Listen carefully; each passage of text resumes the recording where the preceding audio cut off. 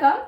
மனுஷங்களுடைய வாழ்நாள் அப்படிங்கிறது வர வர குறைஞ்சிக்கிட்டே வருது. இதுக்கு மத்தவங்கள நம்ம காரணமா சொல்றத விட, நாம செய்யக்கூடிய நெறைய தவறுகளும் காரணம். அதுல முதல்ல தப்பு என்ன அப்படின்னு சொல்லி பார்த்தீங்கன்னா, சரியான முறையில தூக்கம் இல்லாம இருக்கிறது. ஒரு இரவு நீங்க தூங்காம இருந்தீங்கன்னா, அதனுடைய பாதிப்பு 4 நாட்கள் வர உடம்புல வெளிப்படும். 2வது பார்த்தீங்கன்னா, நம்ம சாப்பிடக்கூடிய ஃபுட் எதுவுமே ஹெல்தியான ஃபுட்டா அப்படின்னு சொல்லி பார்த்தா கிடையாது. கண்ட டைம்ல சாப்பிடுறது, ஜங்க் ஃபுட்டு, கார்பனேட்டட் ட்ரிங்க்ஸு, அப்புறமா நைட்ல சாப்பிடுறது, இது எல்லாமே உடம்புக்கு கேடுதான்.